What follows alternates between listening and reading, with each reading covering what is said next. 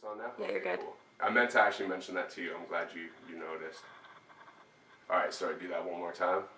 What's up? This is Derek. Jamie Madrock. Man, this your man's Obi Trice. This is LIL. Yo, what up? This is Specs One. This is Special K. Hot Rock's the motherfucking Scrat MC. Breaking Records. Breaking Records Radio out here. This is Breaking Records Radio. Check them out, man. Yes, Breaking Records Radio and the place to be. You know what it is, your host Maloney, and we got a special guest with us right now, LIL EAZY. What's going on with How's it going, man? Pretty good, man. And so you're touring in Canada right now. Is this your first time up doing this is my Canada tour? Very, very first time in Canada. Yeah? Yes. And you came when the time was right, when it's nice and cold out? Hey, yeah, Yes, indeed. Came bundled. Yeah, I didn't know it was going to be this cold. Yeah, did you have to buy a couple coats and shit? Very much, yeah. One on the bed at Hanson, $200 coat in Canada. Like, wow. But I bought it, and I had it shipped to me in Compton before I even got to Canada. Oh, word, okay. So I could make sure that it was cool, and then it got to me, and the day before I left, I was like, oh, okay, cool. Got out here, it was like, oh yeah, this came in handy. Yeah, no shit, eh? So what? So you've been all over the place because you guys started out on the West Coast, right? Yeah, in what you call it, BC. BC, yes, yeah. Yes. And then you kind of just made your way up over, and then to the East Coast of Canada. Yes. And is this the last date of the tour then? No, we have one more tomorrow in Oshawa. Oh, okay, so you do Oshawa tomorrow and then fly home from Toronto. That's it. Fly home from Toronto. So what's the experience been like being in Canada touring for the first time? It's amazing. It's amazing. Like, I traveled the world, and this is a new place for me. You know what I mean? It was a blessing. And when you get here, you just you see the love.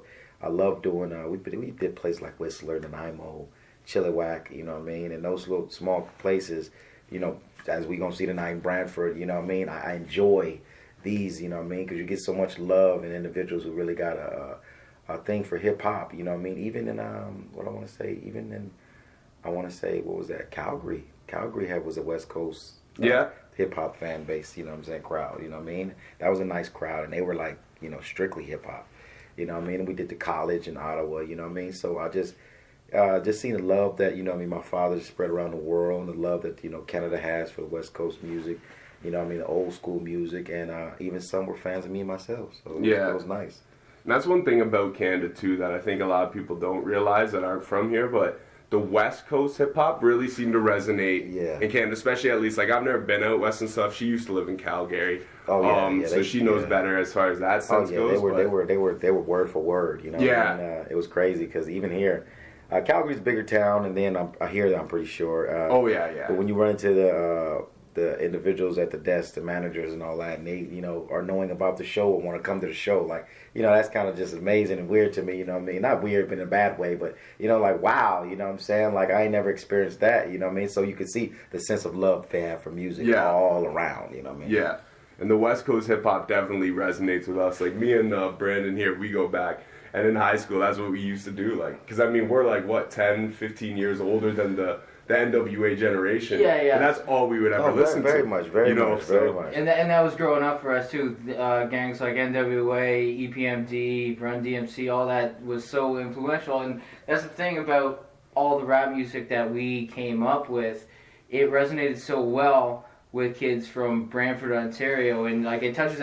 Obviously, there's not a lot of tracks from NWA that are talking about the life that I'm living, but there's something that was so well done by them that just touched all of us that we could get down with. And I think it's that sense of the anti-establishment theme with it too, right? Like you got songs like "Fuck the Police," but with every song, First Amendment, you have exactly. You have that freedom of speech, and you have that you know, you just don't really get that so much in music nowadays. I feel like where it's just that what captures that youthful aggression, I guess you could really say. You know what I'm saying? Exactly. But so to have a legacy like your father's, like that you follow in the footprints. Actually, I'll let you ask this because you kind of worded it better than I had.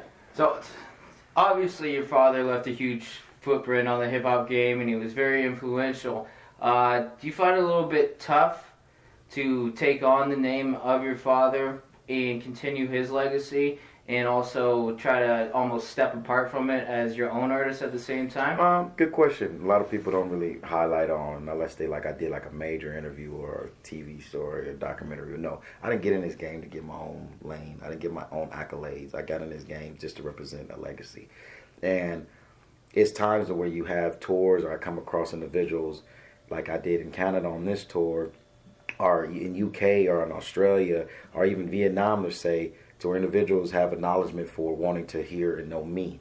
And I'm like, hey, you know what I mean? I kind of, you know what I mean? It's humbling, you know, you kind of do it, but people don't understand that I didn't get in this to mark my own territory. So when you look at it as far as is it a big shoes to fill? No, I'm just pushing on the legacy. I felt the time that I started music was forgotten, you know what I mean? And that was like back in 2002. You feel what I'm saying? Now look at, we 20-some years later, and we finally have a movie for the young generation to know who really started this. Yeah. You know what I'm saying? And they just got in the Hall of Fame. So it's feel like I like the pushing from I did back in 2002 till now was, you know what I mean, there's some accomplishments and some, you know, milestones that you reach to sit here and just get the name and legacy that you want to represent out. You know what I mean? I can't, there's nothing you can do. Nobody can reiterate NWA. There's not going to be no other. And then you have the individuals that come to say, oh yeah, well, like he's just trying to imitate Eazy-E. That's my father. I lost my father when I was 10 years old. Yeah. He was a great father. He was a good father. You tell me a father that's a good father and a great father and is an iconic father in this music game or in this world period, wouldn't you not want to sit here and be like? Or either just not the fact of being like, I mean, like I'm just being me. And carry that legacy. You know what I'm saying? I just want to push it for the people to know who started this, who originated gangsta rap, who gave you the First Amendment, whose idea was it, who gave you Dr. Dre, who gave you, the list goes on. Who gave you Ice Cube? Who gave you, the list goes on. You know what I'm saying? Yeah. And in that list, I'm talking the Snoop Dogs, the Dog Pounds, the 50 Cents, the Eminems, and all that. If you didn't have my father, you wouldn't have had no creation of none of that. Yeah. To any genre of music you want to take it to, you feel what I'm saying? Anywhere. Yeah. You know what I mean? We could take it as the down south.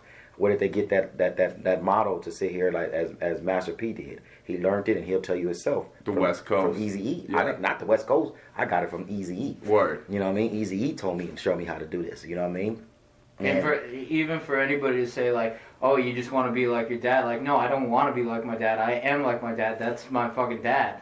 Period. It's shooting through the same name. My name's Eric Wright. Yeah. You know what I mean? Sometimes we get confused with governmental issues. You know what I mean? Say word, I mean? Yeah, real talk. You feel what I'm saying? Until they find out he's deceased.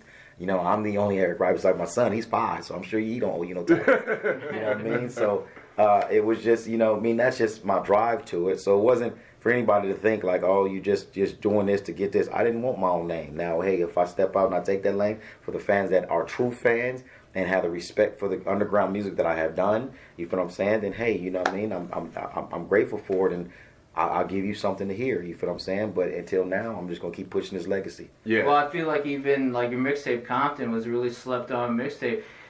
Man, I appreciate it, brother. See, a lot of people don't know. It's a fan came to me on this tour.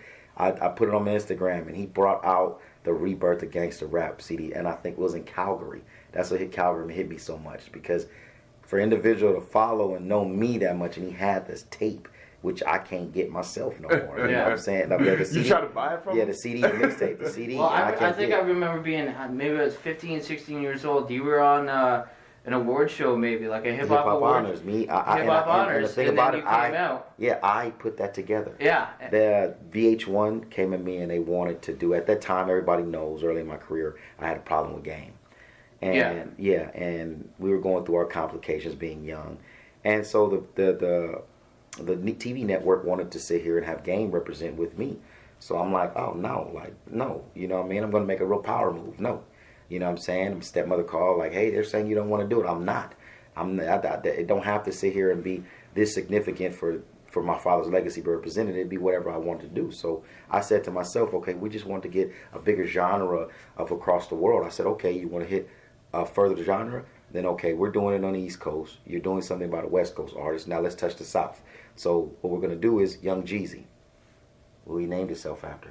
What was the group he was in? Boys in the Hood. Yeah. So here's the inspiration of the world to bring on him, and he was hot at the time. He still is, still relevant.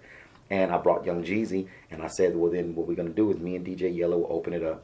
And we'll Bone Thugs and Harmony open it up. I'll come out, me and Young Jeezy will do that, which is his homage and appreciation to what he got in the game for. Yeah. And I put the whole show together like that.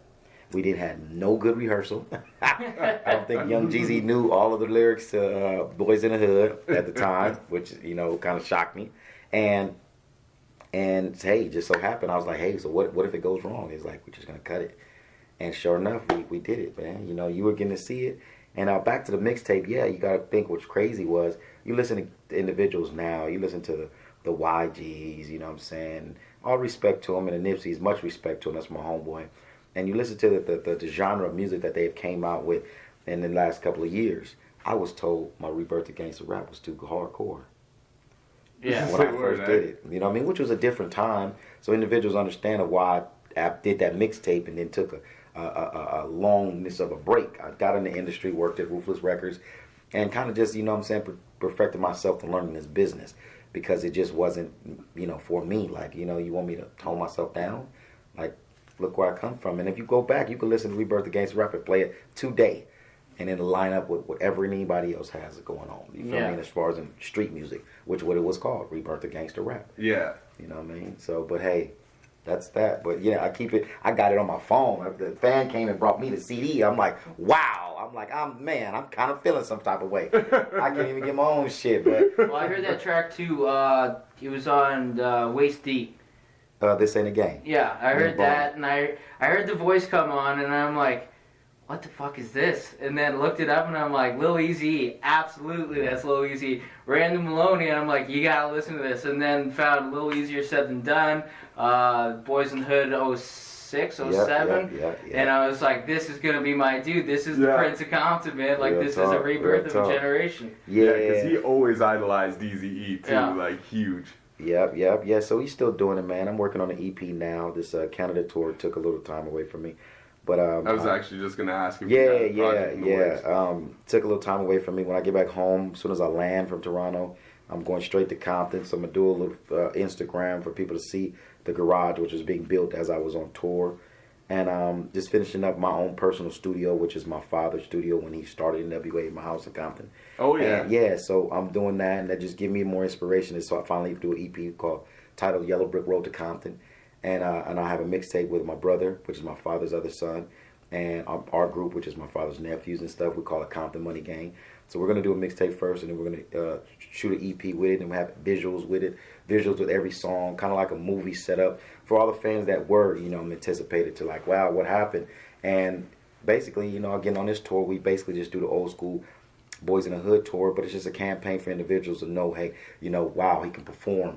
Wow, he can represent his legacy. Now let's see what you're talking about. You know what I'm saying? So that's my plan. And that's kind of what I was going to ask too, because you said you got into the game to represent your dad's legacy, and then with what I had seen from different footage from the tour and stuff, I seen that you had been performing a lot of the classics, right? So that's actually what I was going to ask. Was that the whole idea, going on tour with Yella and stuff? Yeah. It's just a blessing. Hold the torch. Yeah, it's just a blessing, really. So, and it kind of worked in a weird way, because more so, Yella just got back into DJing, and then the movie kind of refurbished the whole legacy, and it sold the albums.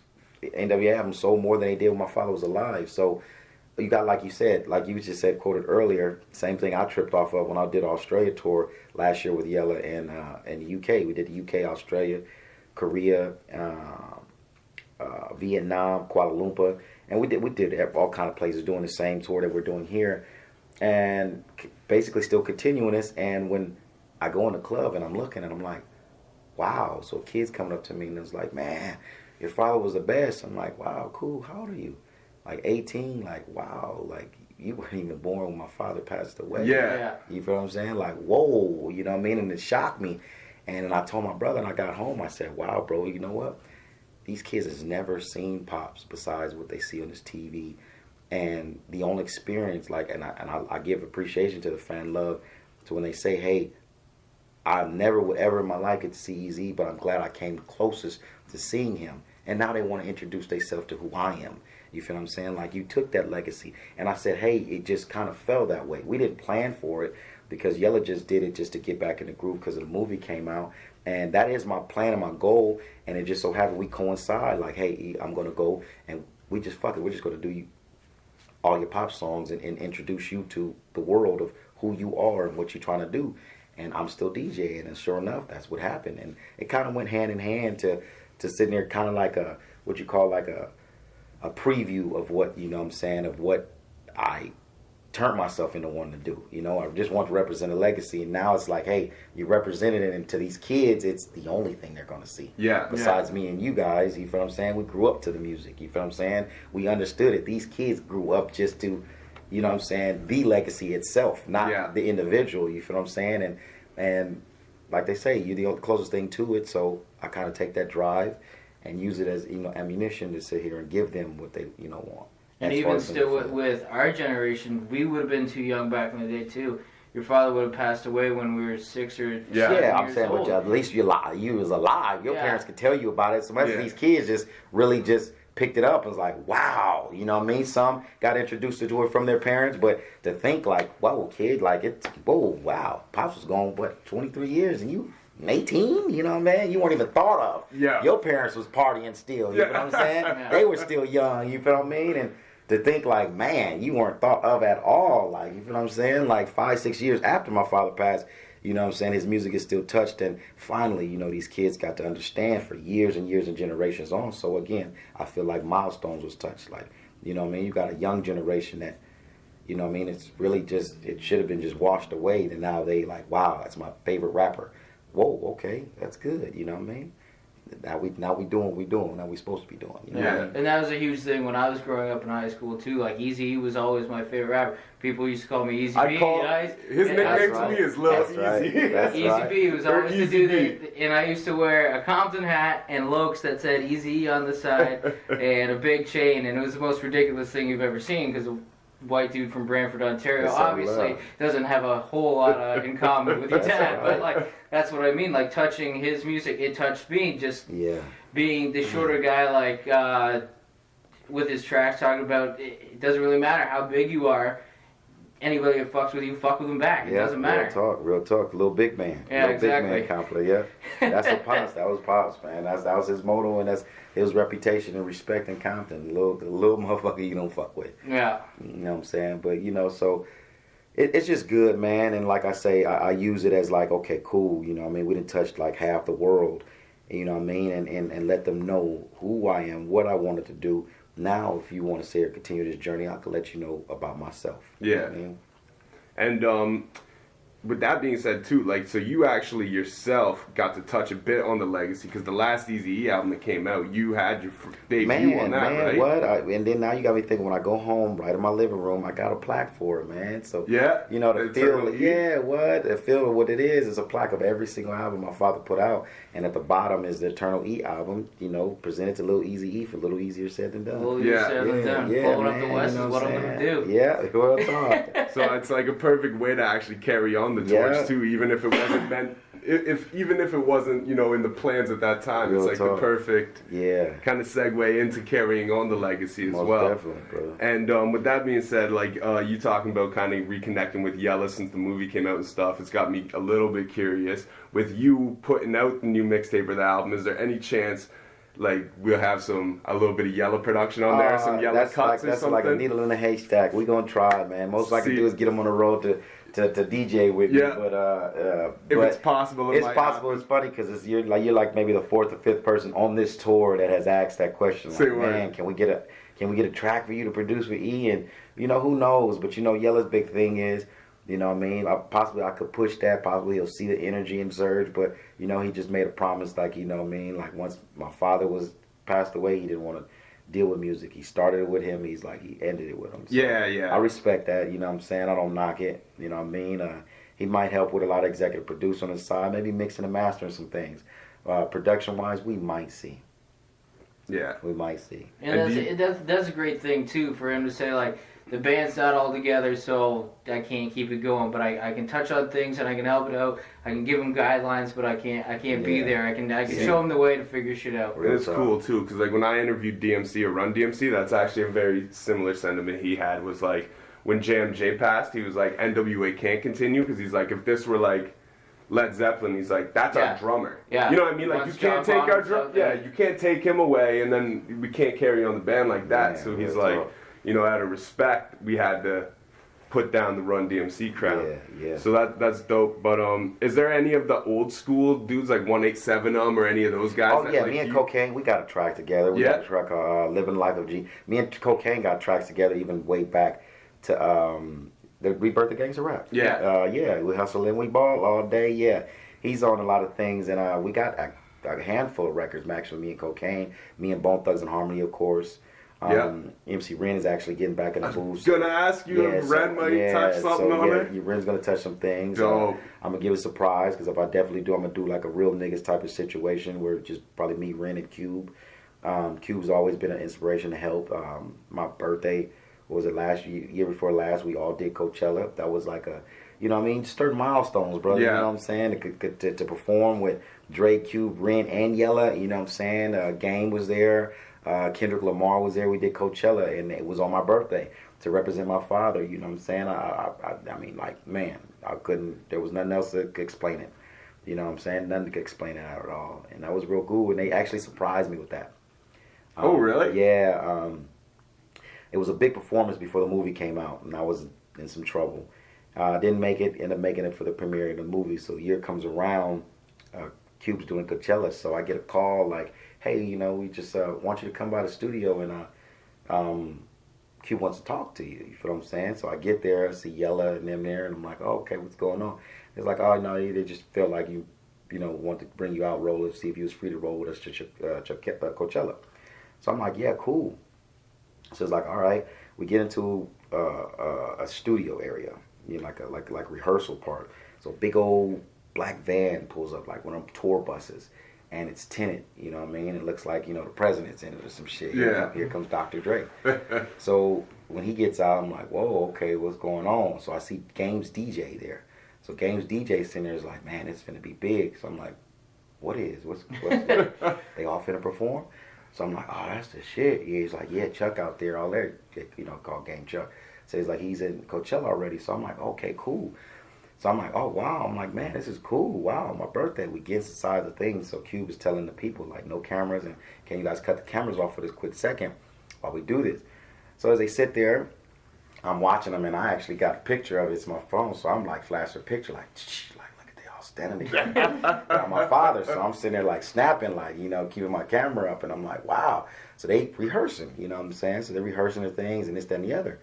About 5 minutes goes by. And he's like, all right, so E. And I stop. I'm thinking, these motherfuckers see my camera. Like, damn, I'm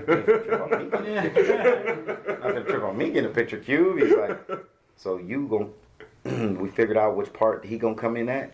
So my jaw dropped, dog. And I'm like, and he's like, so you come, you know what I mean? And so I'm gonna do this, and I brought my son out, yada yada. I'm gonna bring Woodoop, and you gon' and you know they cued it. So, you know me, I know it like the back of my hand. And, you know, Yella's like my coach, because Yella's like basically already kind of giving the cool points. Like, yeah, he's already just do what we do on the road. And he's like, he knows it. So he does it. And I mean, he pluses it. And I went like, man. And he's like, so that's what you going to do. Oh, happy birthday. I was like, oh, man. I'm like, what? This is something else. And even the better part about it is, you know what I'm saying? I don't care about it. I didn't, you know, the bucket list is done. I'm in awe. You know, all blessings and all that. We finish, we perform. I get to watch it. I get to watch Game, watch Dre with the rest of the group, watch Kendrick come at the end with Cube.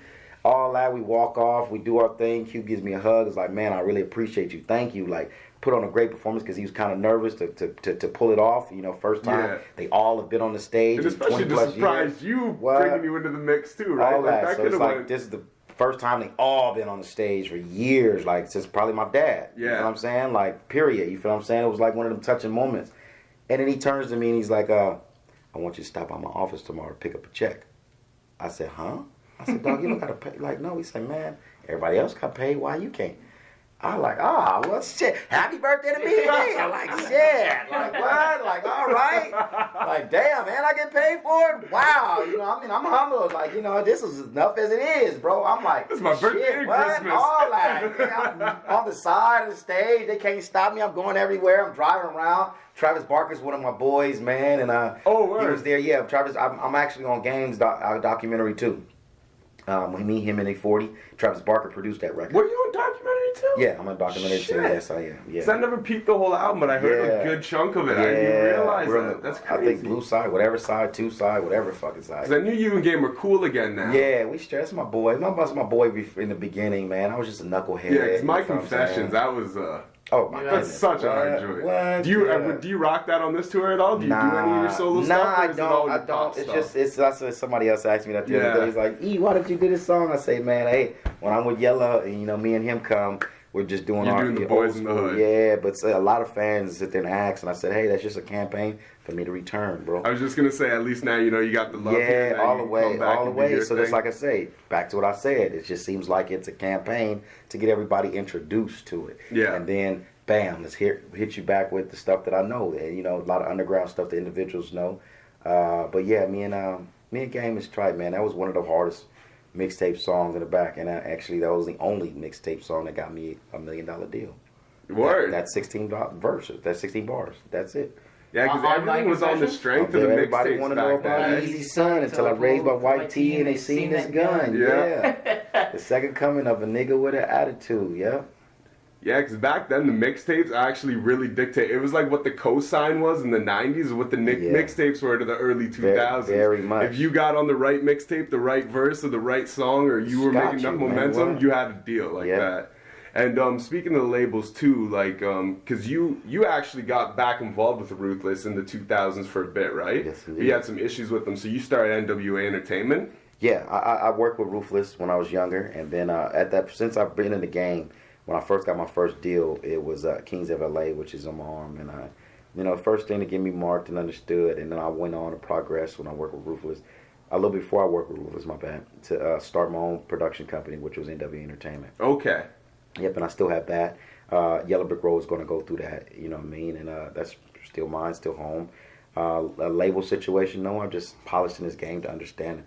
I'm in my own label, you know what I mean? I might just not have $50 million to play with, you know what I mean? Chump change, but I'm on my own label as far as, and just, you know, you guys know how this game is now. It's more digital, it's more, you know what I'm saying, independent. The artist has a lot more control. Very much. As long as you withhold signing a pen to myself something. without being on a 360 or having to give it to somebody. So, you feel what I mean? I kind of like, we know the game. It's just polished in it, which was needed. So it was the right time. Timing was the best thing for it, you know what I mean?